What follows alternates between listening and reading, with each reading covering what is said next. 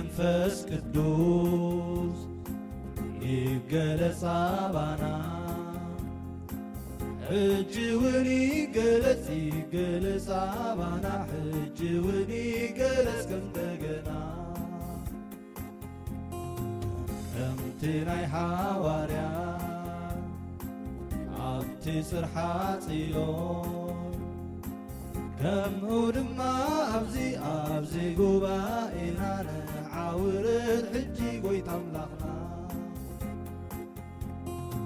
ከም ጴጥሮስ ከም ጳውሎስ ከምቶም ሓዋርያትካ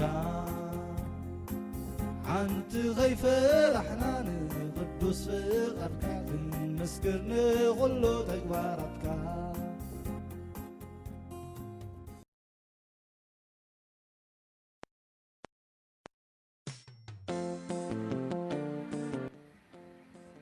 بسم أبن والدن منفس قدسن هذا أملاخ أمين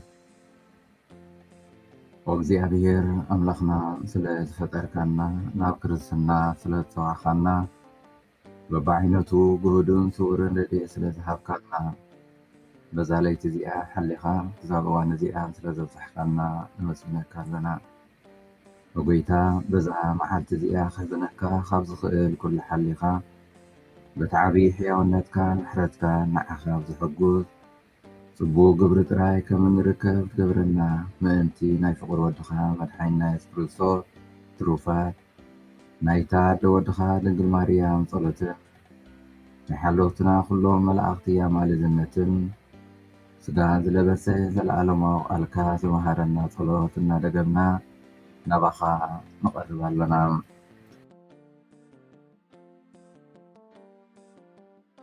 ناف سماي تنبر سنكاي مسجن من قصة تمسا فقط كاب سماي كم تخوني كمون أم مدري يخون مقبعلتنا لو مهبنا زبدلنا كاي قرب لنا نحناون نزبدلنا يقرأ خمن نبل أفتنا يتأتونا كاكفو أدحننا كمي من قصن حيلن كبرن نزل عالم نتكريامين سلام محاخي ومريم تسقاز ملأكي زي أبيهر مساقيو كابانسي سوارك اغي نايكر صغفر يسوس كأس تبارك ايو وقدست مريم أدى أملاخ لمن الله حنان هاتان نحجن بكيزي موتنان أمين وزي أبيهر نسخة أملاخ إيخان أني مدري خي وكحي إذا ليكالخو نفسي دما ناتكا تسمعي اللوام سدا ماي سينو خمز حررن مدربدا خمز خونن مريت نبخا بلو هنكو يبلالهم كمون سلطان كان كبرخان كحسب نام مقدس كتبتح قفام سقخا خبهي وسلة تبلد كنافري وداسيخا خنقرأيين حياو كساب زلخو خمس بود سكان بسمكاون أداوي كالعلانيم نفسي كان بسبحن أنقعن بأخات هاتر بمهلاوا أفي بحقوسات كنافر تندكالا أب مدك أسيه كويني كحسبكان ليتي نقحيب زعبخان كستنتنن نسخا ردعيي سلزخونكا أبطلال أخنافكا بحقوس حلل نفسي أبخا تتقعا تتنعيا سنعيا حيلي إيماني تخادما نوركو سنعيو سبحات نقابن نولدن نمنفاس قدسن يكون تنت خمز نبري حج خاء نوترو نزل عالم آمين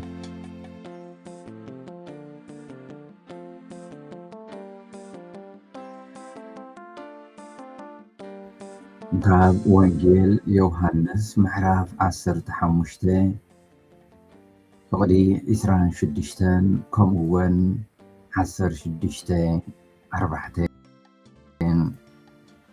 إتاني خبابو زسدلكم متصنانعي أبو زواتس منفسك إمس متأقنا نسو كمسكر الليون እዚ ነገራት እዚ ዝነገርኩኹም ግዚኦም ምስ በጽሐ ኣነ ከም ዝበልኩኹም ምእንቲ ክዝክርዎ ኢለ እየ።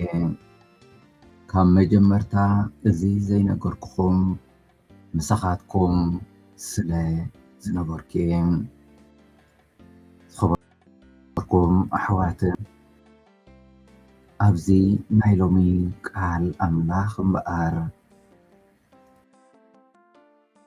ኢየሱስ ክርስቶስ እቲ ኣነ ካብ ኣቦ ዝልእኸልኩም እናበለ እቲ መጸናንዒ መንፈስ ቅዱስ ክልእኸልና ምዃኑ ንሃዋርያቱ ቃል ይኣትወሎም።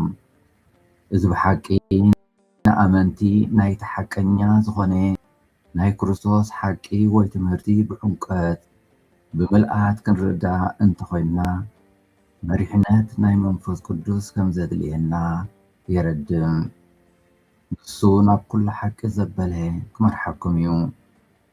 ንሱ ነቲ ዝሰምዖ ዘበለ እዩ ዝዛረብ እምበር ካብ ርእሱ ኣይዛረብን እዩ ይብለና ዮሃንስ ወንጌላዊ። እቲ መንፈስ ሓቂ ዝኾነ እምበኣር ካብ ወልድን ካብ ወልዲ ዝተላእኸ መንፈስ ቅዱስ ኣብቲ ናይ መድሓኒትና ኢየሱስ ክርስቶስ ዝመሃሮ ትምህርቲ ዝተፈልየ ወይ ሓድሽ ትምህርቲ ዝምህር መንፈስ ኣይኮነን። እንታይ ደኣ ንሱ ነቲ ክርስቶስ ዝመሃሮ ትምህርቲ ዝገልጽን ዘብርህን ዘረድእን እዩ። ካብ ገዛ ርእሱ ኣይዛረብን እዩ። እንታይ ደኣ ነቲ ካብ ክርስቶስ ጎይታ ዝሰምዖ ኩሉ እንደገና ይእወጅ። ከምቲ ኣቐዲምና ዝበልናዮ ነቲ ክርስቶስ ጎይታ ዝበሎ ኩሉ ግልፂ ይገብር።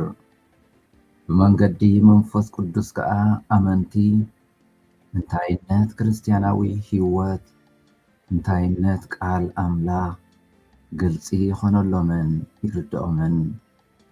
ሓቀኛታት መሰኻኽር መምህሮም ኮይኖም ከዓ ይርከቡ።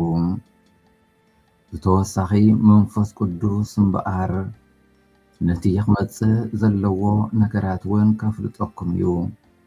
እንታይ እዮም እቶም ክመፁ ዘለዎም ነገራት? እቲ ዕላማ መደምደምታ ናይዚ ታሪኽ እዚ ታሪኽ እዚ ኣበይ ከም ዝውዳእ ንሱ ከዓ ትንሣኤ ክርስቶስ እዩ። ወንጌል ዮሃንስ መስቀል ክርስቶስ መስቀል ዓወት እዩ። ንሕና ነብሲ ወከፍና እምበኣር ብመንፈስ ቅዱስ ተደጊፍና ንመስቀል ክርስቶስ ከም መስቀል ዓወት እንተተቐቢልና ንእምነትና ኻባና ክወስዶ ዝኽእል ሓይሊ የለን። ካብ ክርስቶስ መድሓኒና ዝፈልየና የለን። ብተወሳኺ ኣብ ሕማቕ ኣብቲ ዝተሓተ ውርደት ስቅያት ስደት እውን እንተኾነ ዓወት እግዚኣብሔር ክንርኢ እንተኽእልና። ስለዚ ጽባቐ እግዚኣብሔር እምነት ርጉፅን መሰረት ዘለዎን መሪሕነት መንፈስ ቅዱስ ዘለዎን እዩ። ኣብ መጻኢ ነታ ኣብ ክርስቶስ ጎይታ ዘለትና እምነት ክወስደልና ዝኽእል ዝኾነ ሓደጋ ወይ ፍርሂ ሓይሊ የለን።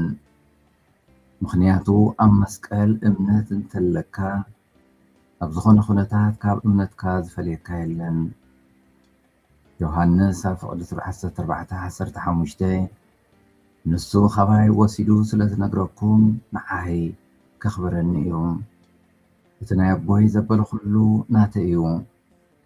ስለዚ ኻባይ ወሲዱ ክነግረኩም እዩ ዝበልኩም። መንፈስ ቅዱስ እምበኣር ኩሉ ካብ ወልዲ ይቕበል፣ ወልዲ ከዓ ኩሉ ካብቲ ካብ ኣቦ ዝተቐበሎ ንመንፈስ ቅዱስ ይሂቦ። ኣቦ ንወልዲ የፍቅሮ እዩ፣ ኩሉ ነገር ከዓ ኣብ ወዲ ሃቦ ይብለና ዮሃንስ 3:35። ኣብ 17:8 እውን እቲ ዝሃብካኒ ቃል ሃብክዎም ንሳቶም እውን ተቐበልዎ ይብል። ስለዚ ከምቲ መድሓኒና ኢየሱስ ክርስቶስ ካብ ኣቦ ተቐቢሉ ቃል ኣቦ ንሓዋርያት ዝመሃሮም ዘመሓላለፈሎምን ከምኡ ከዓ መንፈስ ቅዱስ ካብ ወልዲ ተቐቢሉ እንደገና ንነፍሲ ወከፍና ንኣመንቲ ሃዋርያት ክርስቶስ የመሓላልፈልና። ቃል እግዚኣብሔር ኣቦ እምበኣር ብክርስቶስ ዝተመሓላለፈልና እንደገና ብመንፈስ ቅዱስ ዝተነግረ መንፈስ ህይወት እዩ፣ ህይወት ስላሴ እዩ። ስለዚ እምበኣር لمون كريستوس أملاخنا ننفس وكفنا اتي متصنا نعيم منفس قدوس كنقبل لباتنا كنكفت اتي خبابو زوت منفس حقي أبانا هيوات نخزر هيواتنا خلوات كنقبل لباتنا كنكفت يتلين ወንጌል እምበኣር መንፈስ ቅዱስ መንፈስ ሓቂ ምዃኑ ክርስቶስ ይምህር። እዚ ሎሚ ንነፍሲ ወከፍና ዓብዪ ትርጉም ዘለዎ እዩ። ምክንያቱ ብሓቂ መብዛሕትኡ ግዜ ኣብቲ መዓልታዊ ሂወትና ብዙሓት ኣለዉ ነዚ ሓቂ እዚ ዘይፈልጡ ወይ ዘይንፈልጥ። ስለዚ ኣብዚ ማሕበራዊ መራኸቢታት ዝተፈላለየ ሓበሬታታትን ሽግራትን ዝገልጹልና ናይ ሓሶት ዜናን ጉጉይ ሓበሬታን ዝመልኣ ዓለም እምበኣር ክርስቶስ ኣምላኽ ግን እቲ ሓቀኛ ክስማዕ ዘለዎ ግዜ ክንህቦ ክነስትንትኖ ዘለዎ ምዃኑ ሎሚ ቃል ኣምላኽ ይመርሐና። ስለዚ ድማ እዩ ሎሚ መድሓኒትና ኢየሱስ ክርስቶስ እቲ መንፈስ ሓቂ ክመርሐኩም እናበለ ቃሉ ዝምህር። ስለዚ መንፈስ ቅዱስ ንነፍሲ ወከፍና ሎሚ እውን ነቲ ሓቂ ከፍልጠና ናብቲ ሓቂ ክመርሐና ክንልምንን ክንጽልይን የድሊ። እግዚኣብሔር ኣምላኽና እምበኣር በዛ መዓልቲ እዚኣ እውን ንነፍሲ ወከፍና ብመንፈስ ቅዱሱ ክመርሐና ብመንፈስ ቅዱሱ ከሰንየና ክንልምንን ክንጽልን። ኦ ከኣለ ኩሉን ዘለዓለማውን ዝኾንካ እግዚኣብሔር ኣምላኽና ቅድስናኻ መወዳእታ ዘይብሉ እዩ።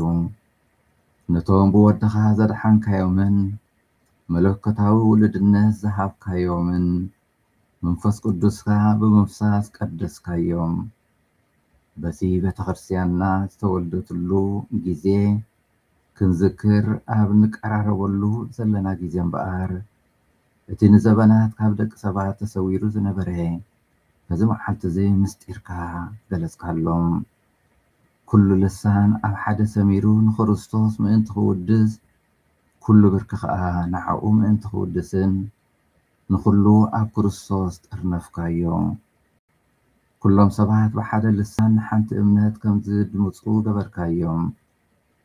በዚ ብክርስቶስ ተረኽበ ጸጋ በሪህና ብጸጋ መንፈስ ቅዱስ ተመሪሕና ኣብ ጎደናታት እዚ ዓለም እዚ ብሓቂ መብራህትን መባኽዕትን ብቑዓት መስከርትን ተባዓት ናይ ወንጌል ፈጸምትን ኮይና ምእንቲ ክንርከብ እቲ ኣብ ነቢይ ኢዮኤል ዘተስፋኻዮ ብጥምቀት ሃባና ዝፈጸምካዮ እውን ወትሩ ከም ዝሰርሕ ንሕና እውን ንሕሽኽትኡ እናሰማዕና ከም እንጓዓዝ ክትገብረና ብኣማልድነት ኩሎም ቅዱሳን እኖና ቅድስት ድንግል ማርያም ንልምነካ ኣለና።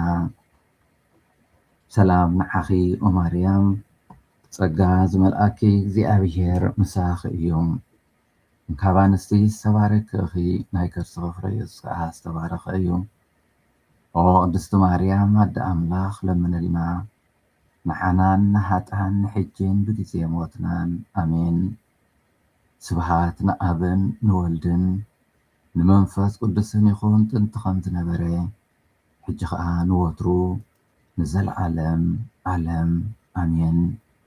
እግዚኣብሔር ስለኩሉ ነገር ዝተመስገነ ይኹን።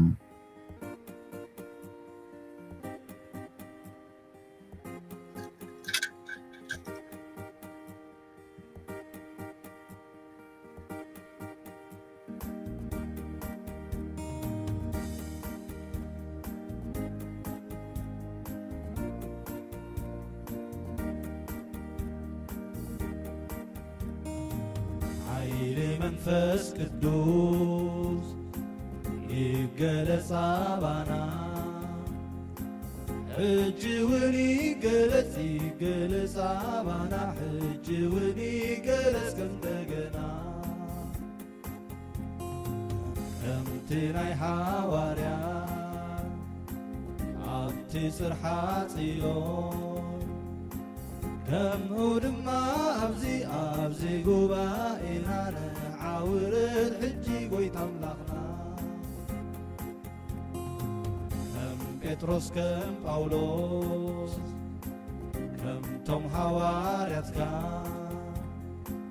عنت غيفر احنا قدوس فقدك نسكر نغلو تكبارتك